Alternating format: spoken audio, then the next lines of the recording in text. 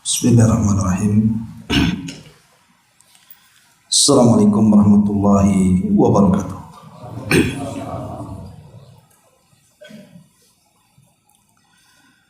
Alhamdulillah wassalatu wassalamu ala Rasulillah wa ala alihi wa sahbihi wa mawalah wa la hawla wa la quwwata illa illahi wa ba'du. Alhamdulillah, segala puja dan puji hanya milik Allah subhanahu wa ta'ala. Salawat dan juga salam kita hadiahkan kepada Rasul kita Nabi besar Muhammad sallallahu alaihi wa ala alihi wasallam. Kita lanjutkan kajian kita, masih membahas tafsir dari surah Al-Muluk, dan kita masuk pada ayat ke-6 dan seterusnya. A'udzubillahi minasyaitonir rajim. Bismillahirrahmanirrahim. Walilladzina kafaru bi rabbihim 'adzabu jahannam wa bi'sal masir. Dan orang-orang kafir kepada Rabb-nya akan memperoleh azab jahannam, dan jahannam adalah seburuk-buruk tempat kembali. Idza ulqu fiha sami'u laha syahiqan wa hiya tafur. Dan apabila mereka dilemparkan ke dalam jahannam, mereka mendengar suara neraka yang sangat mengerikan. Takadu tamayyazu minal ghairi kullama ulqiya fiha fawjun sa'alahum khazanatuha alam ya'tikum nadhir. Hampir-hampir neraka itu terpecah lantaran marah setiap kali dilemparkan ke dalamnya sekumpulan orang-orang kafir. Maka penjaga-penjaga neraka itu bertanya kepada mereka, apakah belum pernah datang kepada kalian di dunia ini seorang pemberi peringatan? Qalu bala qad ja'ana nadhirun fakadzabna wa qulna ma nazzalallahu min syai'in in antum illa fi dhalalin kabir. Mereka menjawab, tentu ada. Sesungguhnya telah datang kepada kami seorang pemberi peringatan. Maka kami mendustakan pemberi peringatan itu, dan kami katakan Allah tidak menurunkan satu pun, kamu tidak lain hanya di dalam kesesatan yang besar. Wa qalu law kunna nasma'u aw na'qilu ma kunna fi ashabis sa'ir. Kemudian mereka pun penduduk neraka mengatakan, sekiranya kami di dunia mendengar atau berfikir dari peringatan itu, niscaya tidaklah kami termasuk para penghuni neraka yang di dalamnya menyala-nyala. Fa'tarafu bidzambihim fasuhqan li ashabis sa'ir. Akhirnya mereka pun mengakui dosa-dosa mereka, maka kebinasaanlah bagi penghuni neraka yang menyala-nyala itu.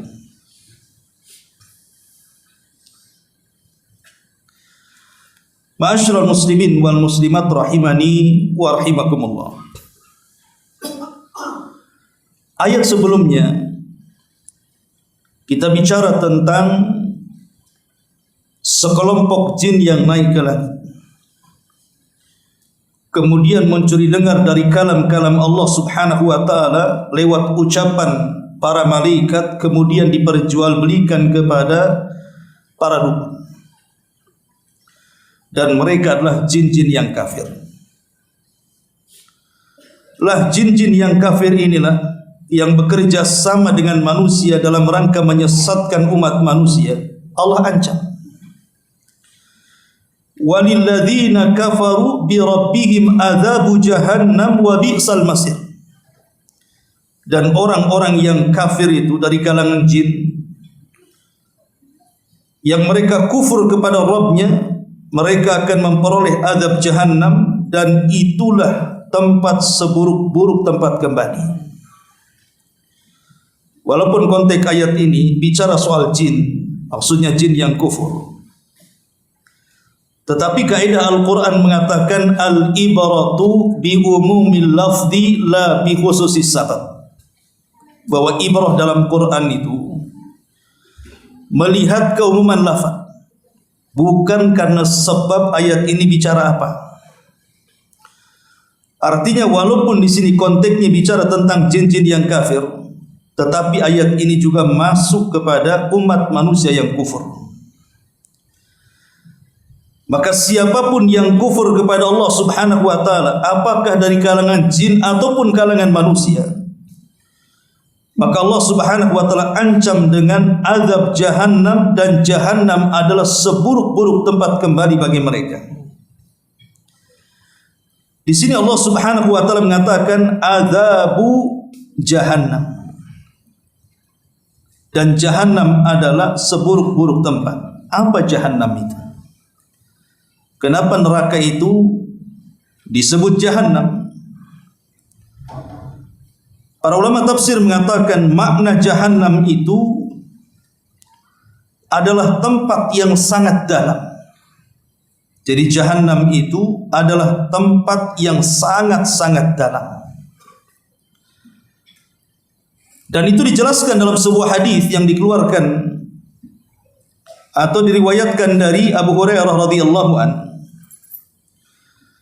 Ketika Nabi SAW sedang duduk-duduk bersama para sahabatnya, tiba-tiba kemudian terdengar suara gemuruh seolah-olah ada benda yang jatuh dari ketinggian. Maka Nabi SAW kemudian bertanya kepada para sahabat, "Atadruna ma hadza?" Kalian tahu suara apa ini? Suara yang mengagetkan ini, tahu apa ini? Qulna Allah wa rasuluhu alam. Kami para sahabat, kata Abu Hurairah radhiyallahu an, mengatakan Allah dan Rasulnya yang tahu. Qala, maka Rasulullah sallallahu alaihi wasallam mengatakan, hadza hajarun rumiya bihi finnar mundu sab'ina kharifan fahuwa yahwi finnari al-ana hatta intaha ila qa'riha. Kata Nabi SAW, ini adalah batu sebesar unta yang dilempar ke dalam api neraka. Sejak 70 tahun yang silam batu ini melayang, sekarang baru sampai di dasar jahannam. Jadi kalau seandainya ada orang yang melempar batu dengan kedalaman yang tidak tahu kecuali Allah Subhanahu wa taala, selama 70 tahun batu itu melayang-layang. Baru setelah 70 tahun lewat, batu itu kemudian baru sampai di dasarnya. Begitu dalamnya jahannam itu. Anda bisa bayangkan 70 tahun melempar sebuah batu sebesar unta itu, baru sampai di dasarnya, sedalam apa itu? Itulah kenapa jahannam disebut jahannam, karena neraka itu sangat dalam sekali.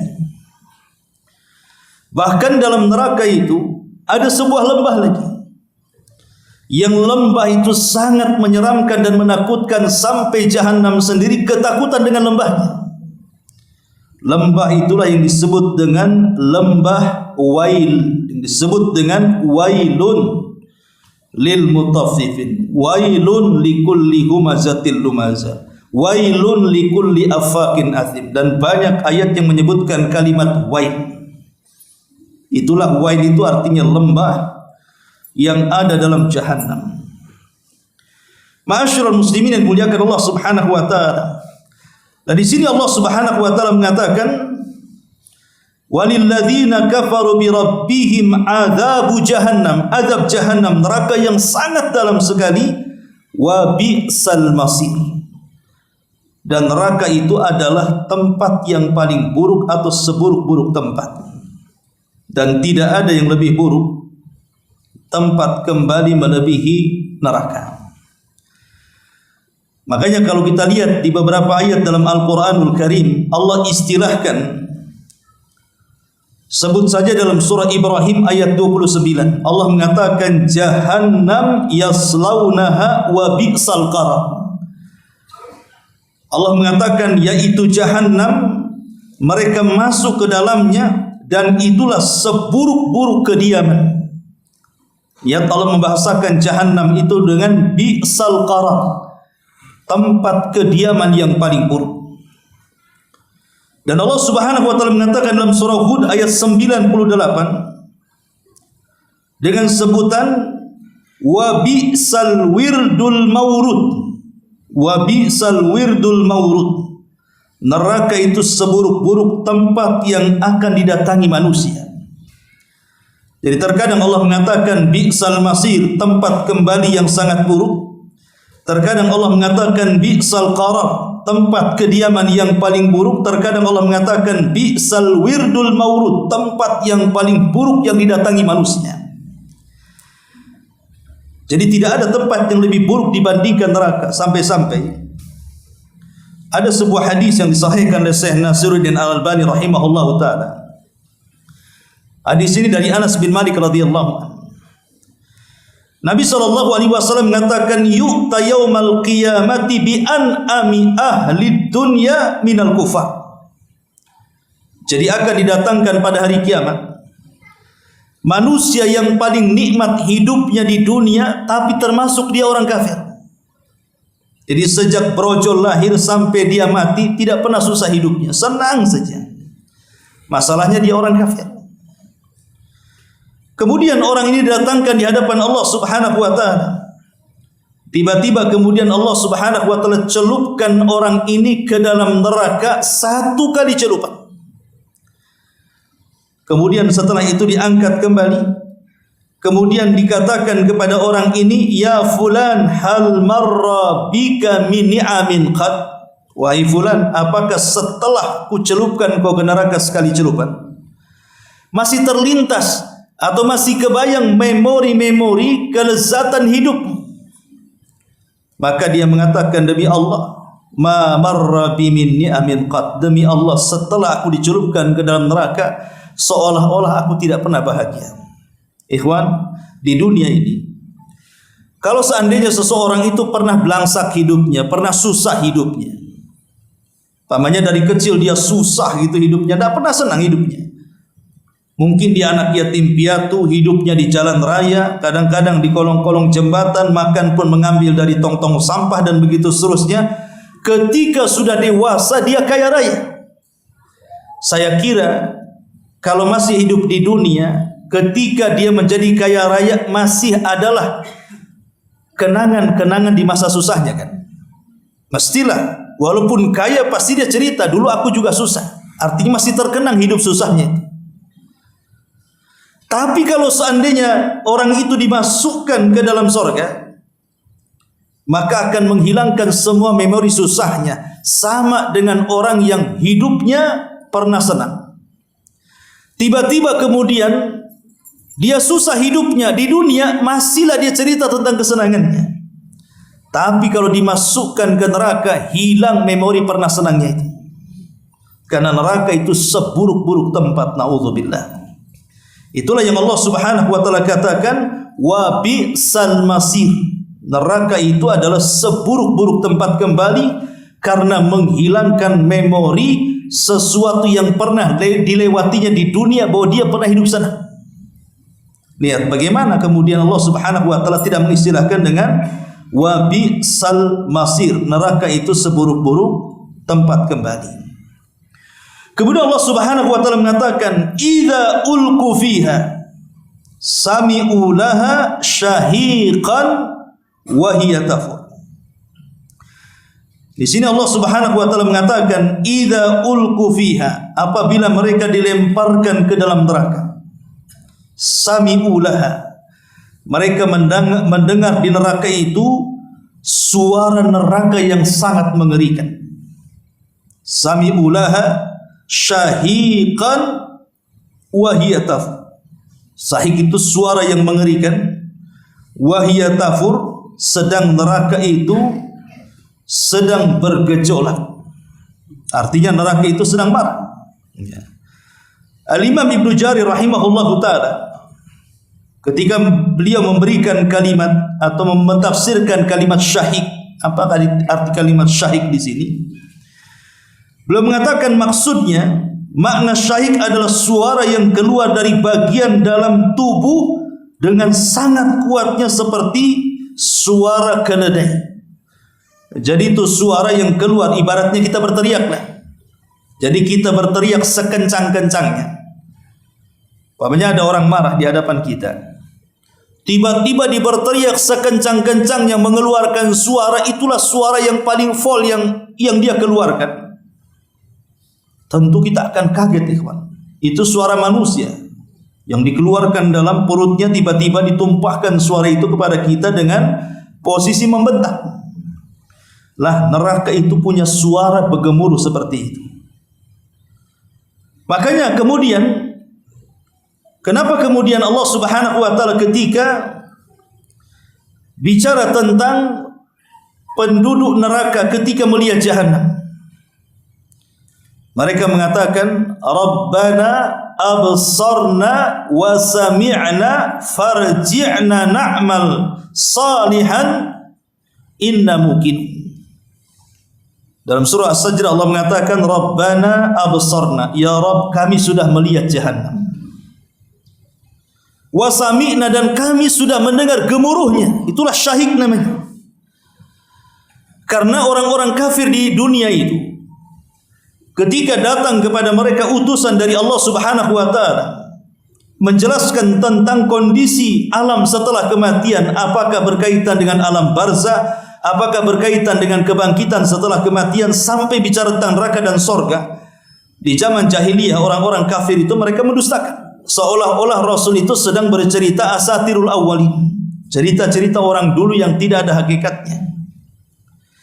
Maka nanti pada hari kiamat, ketika manusia dibangkitkan di padang mahsyar, kemudian Allah Subhanahu wa taala memerintahkan para malaikat untuk menggeret Jahannam, dan Jahannam itu memiliki 70.000 tali, di mana satu tali digeret oleh 70.000 malaikat. Begitu besarnya Jahannam itu, kemudian dihadapkan di hadapan manusia di padang mahsyar. Disitulah Allah Subhanahu wa taala memerintahkan Jahannam untuk mengeluarkan gemuruhnya suaranya. Makanya orang-orang kafir ketika melihat Jahannam itu mereka mengatakan, Rabbana absarna, ya Rabb, kami sudah melihat. Sekarang kalian percaya bahwa ada Jahannam. Wa sami'na, kami sudah mendengar gemuruh neraka Jahannam yang luar biasa, yang menakutkan itu. Tiba-tiba mereka mengatakan, farji'na na'mal salihan, ya Rabb, kembalikan kami untuk beramal saleh. Mungkin mustahil. Lalu kalau itu tidak mungkin dilakukan, harusnya mereka ketika di dunia itu beriman kepada Nabi SAW dan beriman kepada adanya Jahannam. Makanya di sini Allah Subhanahu wa taala menjelaskan bahwa orang-orang kafir itu dahulu di dunia mereka mengingkari neraka, tapi nanti di akhirat, idza ulqu fiha sami'u laha syahiqan wa hiya tafur. Apabila mereka dilempar ke dalamnya, mereka mendengar suara neraka yang mengerikan, sedang neraka itu sedang bergemuruh karena kemarahan. Kemudian Allah Subhanahu wa taala mengatakan, takadu tamayyazu minal ghaid, kullama ulqiya fiha faujun sa'alahum khazanatuha alam ya'tikum nadhir. Di sini Allah Subhanahu wa taala mengatakan hampir-hampir neraka itu terpecah. Takadu tamayyaz, hampir-hampir neraka itu terpecah. Ya. Minal ghaidi, karena kemarahannya. Marah karena melihat orang kafir. Jadi neraka itu kalau melihat orang-orang kafir itu mau menerkamnya saja. Kullama ulqiya fiha fauzun, di sini setiap kali dilemparkan ke dalamnya sekumpulan orang-orang kafir itu, Maka setiap kali orang-orang kafir dilemparkan ke dalam neraka itu, sa'alahum khazanatuha, maka para penjaga-penjaga neraka itu akan bertanya, alam ya'tikum nadhir, bukankah di dunia Allah Subhanahu wa taala telah mengutus kepada kalian sang pemberi peringatan? Jadi jangan salahkan Allah Subhanahu wa taala ketika memasukkan kalian ke dalam neraka, karena di dunia sudah diperingatkan bahwa telah diutus kepada kalian itu para nabi, para rasul, para ustaz, para kiai, kitab-kitab. Tapi kalian kemudian tidak mengikutinya. Kalau sekarang kemudian tiba-tiba Allah Subhanahu wa taala menyiksa kalian karena kalian tidak mengikuti para nabi yang diutus Allah Subhanahu wa taala, rasakan kalian dengan kepedihan neraka hari ini. Makanya ikhwatul fiddin muliakan Allah Subhanahu wa taala, penghuni neraka itu setiap hari berdoa kepada Allah Subhanahu wa taala agar mereka bisa keluar dari neraka. Sebagaimana disebutkan dalam surah Al-Mu'minun ayat 107, Rabbana akhrijna minha fa in udna fa inna zalimun. Ya Rabb kami, keluarkan kami dari neraka, kembalikan kami ke dunia, dan kami berjanji akan beramal saleh. Maka jika kami kembali di dunia kepada kekafiran kami, sungguh kami termasuk orang-orang zalim. Jadi mereka terus meminta kepada Allah Subhanahu wa taala agar mereka tidak dikekalkan di neraka, dan mereka minta untuk dikembalikan ke dunia, dan mereka berjanji untuk beramal saleh. Tapi Allah Subhanahu wa taala katakan, ikhsa'u fiha wa la tukallimun. Allah mengatakan, sebaiknya kalian diam dan jangan bicara. Ma'asyiral muslimin yang dimuliakan Allah Subhanahu wa taala, ketika doa-doa mereka tidak dikabulkan dan Allah Subhanahu wa taala merintahkan mereka untuk diam dan merasakan azabnya, mulailah kemudian mereka melirik pemimpin penjaga jahanam. Siapa pemimpin neraka jahanam? Malaikat-malaikat. Dan itu berdasarkan nas Al-Quran di dalam surah Az-Zukhruf ayat 77. Wa nadau ya Malik liyaqdi alaina rabbak qala innakum makithun. Wahai Malik, biarkanlah Tuhanmu membunuh kami saja. Sudahlah, kami sudah meminta kepada Rabb kami agar kami dikeluarkan, tapi Rabb kami meminta kami untuk diam. Kalau kami seperti ini terus diazab oleh Allah Subhanahu wa taala, bunuhlah kami, matikan saja kami. Kami sudah tidak tahan hidup. Tapi malaikat Malik mengatakan, qala innakum makithun, oh tidak bisa, sungguh kalian akan tetap tinggal di neraka selamanya. Mereka pun tidak bisa melobi malaikat Malik, pemimpin penjaga jahanam. Akhirnya mulailah mereka melirik para penjaga-penjaga yang lainnya. Dan itu disebutkan dalam surah Al-Mu'min ayat 49 dan 50. Wa qala alladhina fin nari li khazanati jahannam ud'u rabbakum yukhaffaf 'anna yawman minal adzab. Qalu alam takun ta'tikum rusulukum bil bayyinat. Dan orang-orang yang berada dalam neraka itu berkata kepada penjaga-penjaga jahanam, mohonkanlah kepada Rabbmu wahai penjaga-penjaga jahanam, supaya dia meringankan azab dari kami barang sehari saja. Sehari saja kami ingin istirahat, kami sudah tidak tahan. Tapi para penjaga jahanam mengatakan, bukankah telah datang kepada kalian rasul-rasul kalian dengan membawa keterangan di dunia? Qalu, mereka mengatakan, bala, tentu. Qalu fad'u wa ma du'aul kafirina illa fi dhalal. Benar, sudah datang. Maka penjaga jahanam mengatakan, berdoalah kalian, dan doa-doa orang-orang kafir itu sia-sia, percuma saja. Akhirnya mereka pun harus menjerit-jerit di dalam jahanam. Mereka sudah minta kepada Allah untuk dikeluarkan, Allah tidak kabulkan. Mereka sudah minta kepada Malik agar mereka mati saja, juga tidak dikabulkan. Mereka sudah minta kepada para penjaga jahanam agar diringankan satu hari, tidak dikabulkan. Bahkan doa-doa mereka disia-siakan. maka mereka hanya bisa wahum yastarihuna fiha, hanya bisa menjerit. Jadi penduduk neraka itu hanya bisa menjerit-jerit saja. Wahum yastarihuna fiha, mereka pun menjerit-jerit di neraka. Dan Allah Subhanahu wa taala katakan, awalam nu'ammirkum ma yatadzakkaru fihi man tadzakkar. Kalian ngapain menjerit-jerit di neraka, katanya? Bukankah ketika dunia kami berikan usia yang panjang kepada kalian? Kemana kan usia itu?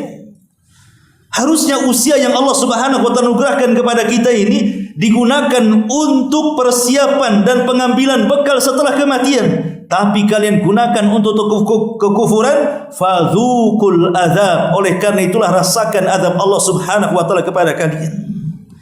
Ma'asyiral muslimin yang dimuliakan Allah Subhanahu wa taala, maka sejak itulah penduduk neraka akan menangis.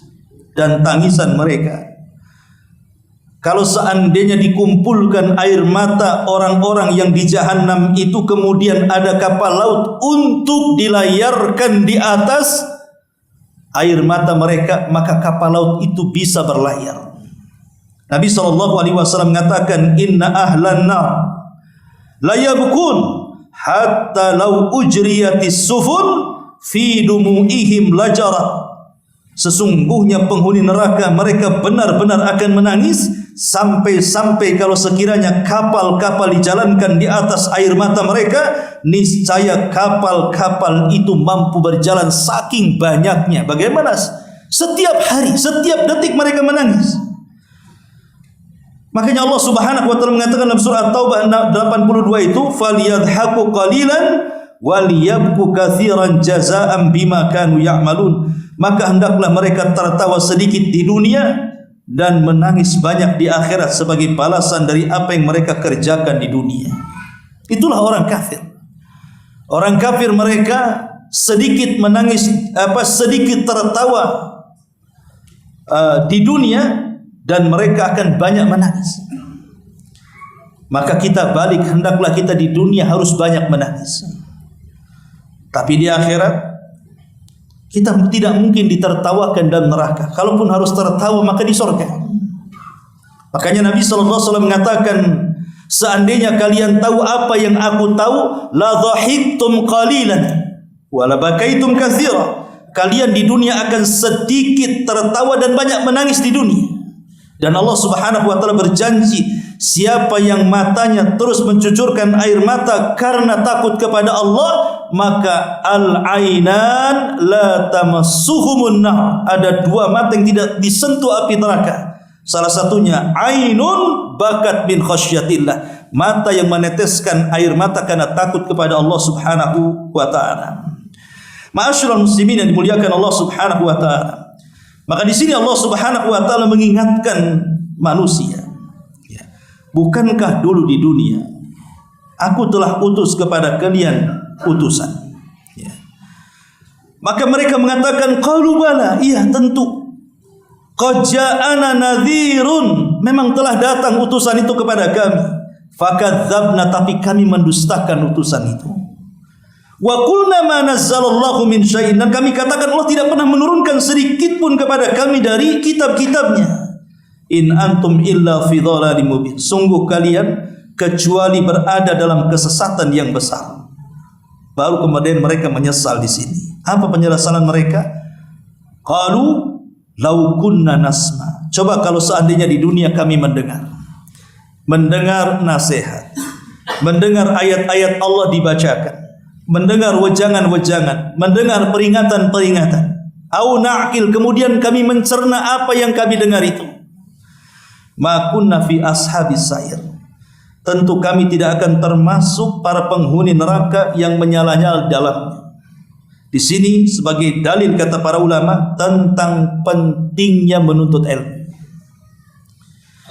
Karena ilmu itu salah satu alat untuk mendapatkannya ada dengan cara mendengar dan dengan cara berakal. Antum dengarin pengajian ini kan mendengar, saya ngomongkan antum dengar. Kemudian setelah antum dengar, antum resapi ucapan ustaz. Karena yang diucapkan adalah firman Allah dan sabda Rasul. Disitulah kemudian tumbuh pengetahuan, dari pengetahuan tumbuh rasa takut, dari rasa takut tumbuh pengamalan. Karena ilmu inilah yang bisa menyelamatkan kita dari neraka dan bisa memudahkan masuk ke dalam sorga. Bukankah Rasul yang mengatakan, man salaka tariqan yaltamisu fihi ilma sahhalallahu bihi tariqan ilal jannah. Barang siapa yang berjalan meniti sebuah jalan yang di mana di situ ada pengetahuan ilmu agama, maka Allah akan mudahkan jalan itu menuju surga. Tetapi sebaliknya, kalau kita tidak mau berjalan menuntut ilmu, berarti Allah mudahkan jalannya ke neraka. Na'udzubillah. Kemudian Allah mengatakan, fa'tarafu bidzambihim fasuhqa li ashabis sa'ir. Mereka pun mulai mengakui dosa-dosa mereka. Maka kebinasaanlah bagi penghuni neraka yang menyala-nyala. Artinya penyesalan di akhirat itu tidak ada guna. Ketika penduduk kubur mengatakan, Rabbi laula akhartani ila ajalin qarib fa asaddaqa wa akum minas salihin. Ya Rabb, kalau engkau hidupkan kami sesaat saja ke dunia, kami akan bersedekah dan kami akan bergabung bersama orang-orang saleh. Mustahil? Mungkin mustahil. Ya. Mustahil orang mati itu kan hidup lagi. Berarti dia menginginkan sesuatu yang mustahil. Kalau seandainya orang yang masih hidup di dunia, kuburan kan di dunia karena belum kiamat, itu saja mustahil orang mati dihidupkan. Macam mana kalau seandainya dunia ini sudah dikiamatkan? Allah sudah ganti bumi yang kita pijak dengan bumi yang baru. Allah sudah ganti langit yang kita lihat dengan langit yang baru. Tiba-tiba kemudian mereka mengatakan, Rabbirji'uni la'alli amala salihan. Ya Allah, kembalikan aku ke dunia biar aku beramal saleh. Dunia saja sudah tidak ada. Macam mana dia akan dikembalikan ke dunia kemudian berjanji akan beramal saleh? Makanya Allah Subhanahu wa taala mengatakan, kalla innaha kalimatun huwa qailuha. Itu hanya angan-angan dia saja ngomong begitu. Karena kalau orang sudah mati, apalagi kelak sudah kiamat dibangkitkan, tidak mungkin mereka kembali. Maksudnya tidak mungkin kembali ke dunia. Dan sekiranya orang-orang kafir ini, kalaulah seandainya lah Allah Subhanahu wa taala takdirkan, anggap saja sesuatu yang mustahil jadi mungkin. Orang-orang yang menjerit-jerit di neraka itu dari orang-orang kafir ingin hidup kembali ke dunia. Tiba-tiba Allah ciptakan lagi bumi, kemudian Allah kembalikan mereka dari neraka dan dikembalikan ke bumi. Anggap seperti itu. Pertanyaannya, apa mereka kemudian betul-betul akan melaksanakan janji mereka di neraka? Belum tentu. Bisa saja setelah kemudian Allah Subhanahu wa taala keluarkan mereka dari neraka, kemudian dibalikan ke bumi, mereka tidak bertobat dan mengulangi lagi kekafirannya. Dan itu Allah Subhanahu wa taala katakan dalam Al-Qur'an, lau ruddu la'adu limanuhu anhu. Seandainya mereka orang-orang kafir itu dikembalikan di neraka ke bumi, maka mereka akan mengulangi lagi kekafirannya. Makanya dari sini sebuah jawaban, kalau ada orang bertanya, apakah Allah itu adil atau tidak? Masa orang kafir yang hidupnya 30 tahun, 40 tahun kemudian meninggal dunia, tiba-tiba dimasukkan ke neraka, tiba-tiba dikekalkan di dalamnya? Harusnya kalau dia memang kufurnya 30 tahun, ya 30 tahun di neraka lah. Atau kufurnya 40 tahun, ya 40 tahun di neraka. Kenapa 30 tahun? Anggaplah pamai 20 tahun dia hidup kemudian mati kafir, tiba-tiba selamanya di neraka. Mana keadilannya di sini? Maka kita jawab, itulah Allah Subhanahu wa taala berkehendak. Karena Allah itu tahu kenapa orang kafir harus dikekalkan dalam neraka, sebab kalau mereka dikembalikan ke dunia juga tetap kafir lagi. Lalu apa gunanya mereka masuk surga? Samalah logikanya begini, ikhwan. Ada anak muda, dia ingin tobat ketika sampai di usia 40 tahun. Kapan lu tobat? Mabuk aja kau. Dia mengatakan nanti kalau sudah umrah, Ustaz. Tiba-tiba umrah betul. Habis umrah mabuk lagi dia. Kemudian ada orang tua tidak pernah salat. Kapan labu salat? Nunggu haji Pak Ustaz. Habis haji tak juga salat. Artinya kan namanya janji itu belum tentu ditepati kan. Itu di dunia tuh. Di dunia ditanya kapan mau tobat, tunggulah usia 50 tahun, sudah 50 tahun masih juga berbuat dosa. Terkadang janji kita ini di dunia saja susah untuk ditepati. Makanya penduduk neraka ketika mereka berjanji untuk dikembalikan ke dunia dan akan bertobat, itu pun belum tentu ditepati itu. Itu kan logikanya seperti itu. Makanya ini jawaban kenapa Allah Subhanahu wa taala mengekalkan orang kafir di neraka walaupun mereka di usia 20 tahun meninggal dunia. Di sini logikanya. Ma'asyiral muslimin yang dimuliakan Allah Subhanahu wa taala. Lah dari uraian ini semuanya kita tahu tentang gambaran neraka. Baik, kita tambah sedikit. Ya. Apa itu neraka? Di mana neraka? Seberapa besar neraka itu? Macam mana kengeriannya?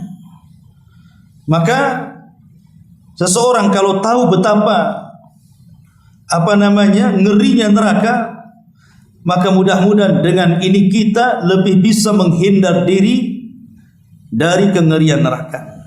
Baik, sedikit kita akan jelaskan soal neraka. Ma'asyiral muslimin yang dimuliakan Allah Subhanahu wa taala, para ulama ketika mendefinisikan apa itu neraka. Neraka adalah darun allati a'addaha Allahu lil kafirin wal mukadzibina lirusulihi wal mutamarridina ala ta'atihi wattiba'i dinihi wa tarki ma'siyatihi fayu'adzabuhum wa yuhzihim fiha. Neraka adalah sebuah tempat yang Allah Subhanahu wa taala siapkan bagi orang-orang kafir atau bagi para pendusta terhadap utusan-utusan Allah ataupun orang-orang yang membangkang tentang ketaatan kepada Allah Subhanahu wa taala untuk mengikuti agamanya dan untuk meninggalkan kemaksiatan kepadanya. Mereka enggan untuk itu. Makanya mereka akan diazab di dalamnya dan mereka akan dihinakan Allah di dalamnya. Inti neraka adalah tempat orang kafir, tempat para pendusta, dan bisa saja tempat orang-orang ahli tauhid yang bermaksiat kepada Allah Subhanahu wa taala. Kalau Allah mau, Allah masukkan dulu ke neraka. Tapi kalau Allah mau, ya Allah tidak akan masukkan ke neraka. Jadi orang-orang yang beriman atau orang Islam yang melakukan dosa itu kembali kepada tahta masyiatillah, kembali kepada kehendak Allah Subhanahu wa taala. Ma'asyiral muslimin yang dimuliakan Allah Subhanahu wa taala, mana besar neraka apa surga? Mana besar? Neraka lebih besar ataukah surga lebih besar? Kalau kita melihat dari jumlah penduduk dan jumlah postur penduduk neraka dibandingkan penduduk surga, maka kita bisa bayangkan bahwa neraka itu jauh lebih besar dibandingkan surga. Adapun secara jumlah, maka disebutkan dalam hadis Nabi SAW menyebutkan bahwa jumlah penduduk neraka dengan penduduk surga itu 1 banding 1999. Jadi kalau seandainya ada 2000, ya, maka ambil 1 masukkan ke surga, kemudian yang 1999 masukkan ke neraka. Jadi 1 banding 1999. Berarti secara jumlah orang-orang neraka lebih banyak dibandingkan penduduk surga. Mana hadisnya?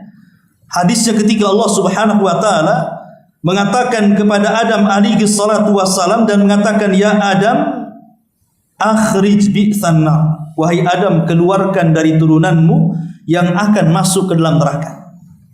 Adam heran, apakah ada dari keturunanku yang akan masuk neraka, wahai Rabb? Maka Allah mengatakan, min kulli alfin tis'umi'atin wa tis'ati wa tis'una fin nari wa wahidun fil jannah. 1999 dari umatmu masukkan ke neraka dan 1 masukkan ke dalam surga. Dari sini kita tahu bandingannya, 1 penduduk surga dibandingkan penduduk neraka itu 1 berbanding 1999. Ini dari jumlah, ya. Adapun dari posturnya, postur penduduk neraka itu disebutkan dalam hadis Nabi SAW. Bagaimana postur mereka itu? Kata Nabi SAW bahwa bagaimana penduduk neraka itu besarnya luar biasa, Sampai-sampai Nabi SAW menyebutkan ketika menggambarkan gerhamnya. Tahu gerham? Ki gerham di sini. Ya. Itu gerhamnya penduduk neraka itu besarnya seperti Uhudin.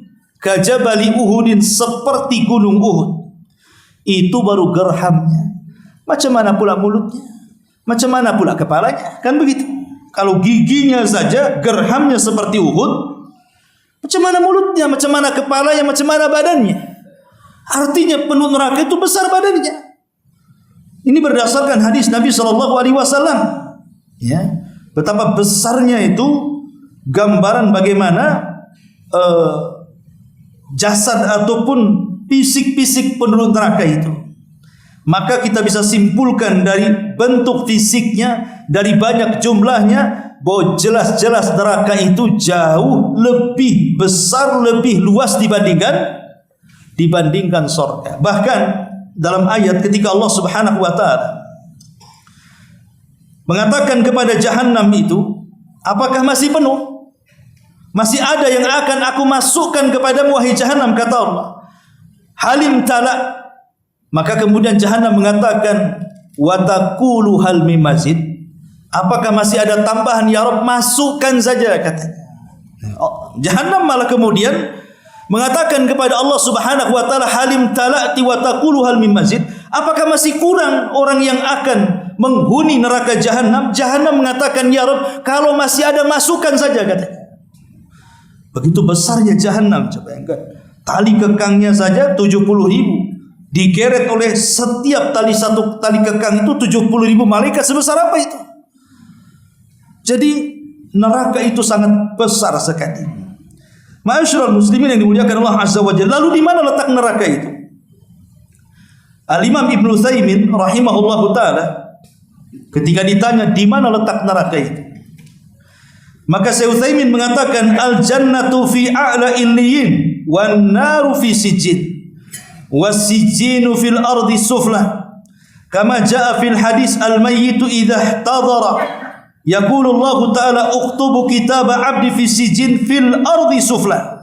Kata Syekh Utsaimin rahimahullahu taala, surga itu tempatnya di tempat yang paling tinggi yang disebut dengan illiyin. Adapun neraka itu letaknya di sijjin, dan sijjin itu artinya di bumi yang paling dasar, di bumi yang paling dalam. Disitulah, kata Syekh Utsaimin, berdasarkan hadis Nabi SAW, apabila mayat itu sedang nazak dan hendak mengeluarkan ruhnya, kemudian ruhnya tercabut dari jasadnya, kemudian diangkat ke langit dan diperjumpakan dengan Allah, maka Allah mengatakan, letakkan catatan hambaku di sijjin. Karena dia orang kafir, dia tidak bisa melintasi langit pertama, kedua sampai ketujuh, dia hanya di bawah saja. Kemudian Allah mengatakan, letakkan tuh catatan hamba kafir ini di sijjin, kemudian kembalikan ruh ke dalam jasadnya.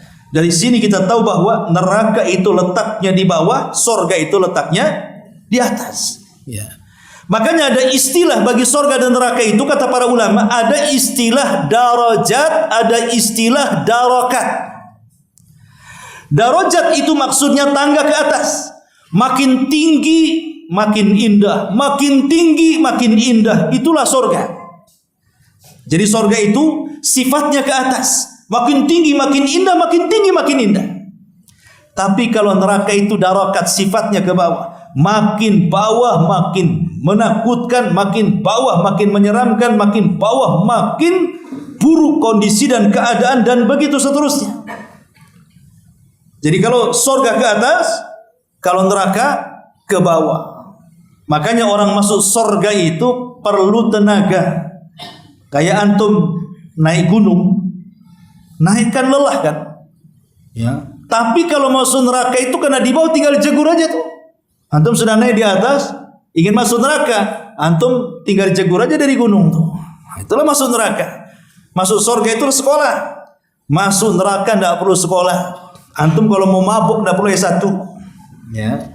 Karena masuk neraka itu lebih mudah dibandingkan masuk ke dalam surga. Dan perlu diketahui bahwa neraka ini tidak identik dengan panas. Neraka ini tidak identik dengan panas. Karena neraka itu ada yang sifatnya panas, ada yang sifatnya dingin. Adapun panasnya api neraka disebutkan dalam hadis Nabi sallallahu alaihi wasallam, narukum hadhihi allati yuqidu banu Adam juz'u wahidin min sab'ina juz'an min nari jahannam. Api ini yang kalian gunakan untuk menyalakan api di dunia itu hanya satu bagian dari 70 bagian panasnya api jahannam. Bayangkan api yang kita lihat di dunia, yang kita gunakan untuk masak, yang kita gunakan untuk bakar-bakar dan begitu seterusnya, itu panasnya baru satu bagian dari 70 bagian api jahannam. Padahal yang satu bagian ini kalau digunakan untuk mengadab manusia satu dunia itu cukup. Siapa yang bisa menghadapi api coba? Betapa banyak ribuan orang terpanggang kemudian mati gara-gara disentuh api dunia. Ini baru satu bagian. Macam mana kalau yang 70 bagian digabungkan, panasnya seperti apa tuh? Makanya wajar kalau panasnya api neraka itu sampai ke dunia. Ketika Nabi SAW mengatakan ketika bicara tentang waktu sholat duhur, apabila matahari berada di atas kepala, apa kata Rasul? Abridu biduhri, katanya. Dinginkan waktu duhur itu. Jangan langsung sholat ketika matahari berada di atas kepala. Biarkan dia tergelincir ke barat dulu. Kenapa? Fa inna faihi dhuhri min faihi jahannam. Karena panasnya waktu zuhur itu bagian dari panasnya jahannam. Coba kan, saking panasnya jahannam itu sampai ke bumi. Tapi di sana juga tidak mesti panas. Terkadang api jahannam itu dingin, yang disebut dengan zamharir. Di mana Nabi SAW mengatakan ishtakatin nar ila rabbiha. Neraka mengadu kepada Rabbnya. Ingat, neraka itu bisa bicara. Dan neraka itu ada lehernya. Neraka itu akan mengeluarkan leher kemudian bicara. Kemudian neraka akan mengatakan, ya Rabb, ya Rabb, akala ba'di ba'da. Kami saling memakan. Jadi ada neraka yang rasanya panas sekali, ada neraka yang rasanya dingin sekali. Kami saling memakan ya antara satu dengan yang lainnya. Fa'adhina laha nafasaini, nafasun fis syita wa nafasun fis saifi. Kata Nabi SAW, maka neraka mengatakan, ya Allah, berikan izin kepada kami, berikan izin kepada kami agar kami diberikan nafas masing-masing. Satu nafas di musim dingin dan satu nafas di musim panas, biar tidak saling memakan, katanya. Maka Allah Subhanahu wa taala pun memberikan dua bagian itu.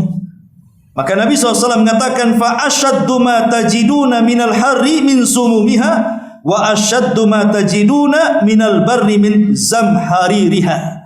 Kata Nabi SAW, maka kalian akan menjumpai panasnya neraka itu yang sangat luar biasa dari teriknya, dan kalian akan menjumpai dinginnya yang luar biasa, yang amat sangat dingin, yang akan membunuh kalian. Ikhwatu fillah, jangan kira dingin itu tidak menyakitkan. Justru terkadang kita ini dingin, kalau dingin-dingin sekali itu, antum umpamanya hidup di daerah-daerah yang dingin kayak di Saudi, di Timur Tengah atau di Eropa itu kan. Kalau seandainya kemudian hawa dingin itu menusuk kepada tulang kita, itu kan sakit sekali ya kawan. Jangankan gitu, antum kalau punya penyakit gusi tuh, penyakit gusi di gigi, kalau kemudian meminum yang dingin-dingin es, itu kan rasanya gimana kan, nggak tahan kita kan. Itu padahal dingin nggak seberapa. Makanya kan ada di iklan-iklan pasta gigi itu, kalau pakai pasta ini maka minum es pun tidak ada masalah. Saya pernah coba, sama juga dingin, sakit juga. Itu iklan aja rupanya. Ya biasa, iklan itu kan bohong-bohongan aja kan itu. Sudah habis satu episode itu pun satu kotak tetap juga kan, namanya memang sudah sakit. Ya.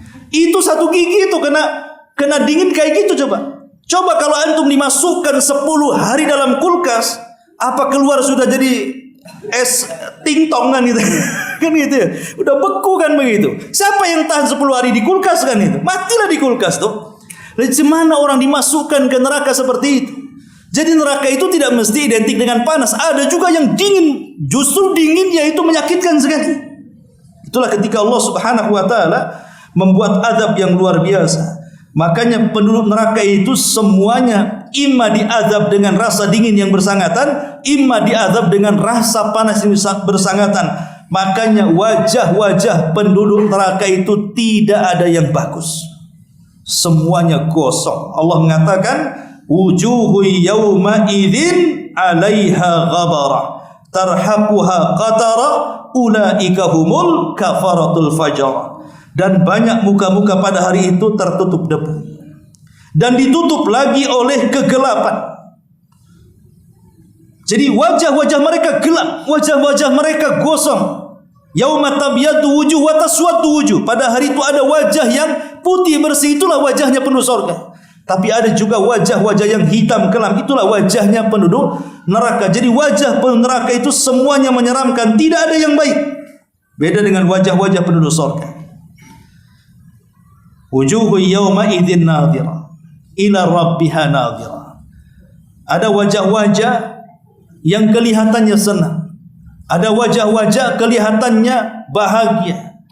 Karena di dunia saja tampang orang senang dengan tampang orang susah itu nampak, iman. Dari mana? Dari wajahnya. Nampak sial, siul, senyum, senyum. Wah, ini lagi dapat duit kan itu. Yang satunya merengut kan itu. Tak ada senyum, stres, mengkerut. Ini banyak utang nih kan. Di dunia saja kita bisa melihat kan dari wajah itu. Oh, ini wajah orang senang. Lah begitu juga di akhirat. Wajah penduduk surga dengan wajah penduduk neraka itu bisa dibedakan. Ya. Makanya kenapa kemudian wajar karena neraka itu isinya azab dan azab saja. Makanannya saja, laisa lahum ta'amun illa min dhari' la yusmin wa la yughni min ju'. Mereka tidak memperoleh makanan selain dari pohon yang berduri, yang tidak menggemukkan, tidak pula menghilangkan lapar. Di dunia itu makanan minimalnya hilang lapar lah, walaupun tak enak. Ya, kalau banyak minimalnya bisa gemuk. Ini enggak gemuk, tidak menghilangkan lapar pula tidak. Ini makanan apa sebenarnya?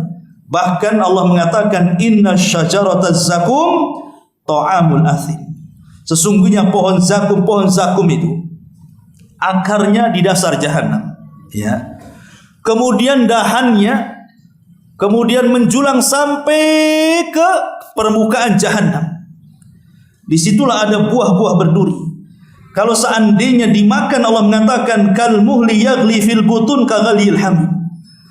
Apabila buah zakum itu dimakan, maka seperti kotoran yang mendidih dalam perut, seperti mendidihnya air yang sangat panas. Artinya bisa merusak isi perut. Bahkan belum sampai di perut, sudah sampai di tenggorokan, sudah tidak bisa masuk lagi karena berduri dia. Dan tersiksanya orang-orang yang memakan buah zakum itu. Bahkan Nabi SAW mengistilahkan lau anna qitratan minaz zakum qatarat fi dari dunya la afsadat ala ahli dunya ma'aishahum. Sekiranya satu tetes dari zakum menetes ke dunia, niscaya akan menghancurkan kehidupan penduduk dunia. Lalu bagaimana dengan orang-orang yang memakannya? Jadi satu tetes zakum saja kalau diletakkan di dunia, hancur kehidupan manusia itu.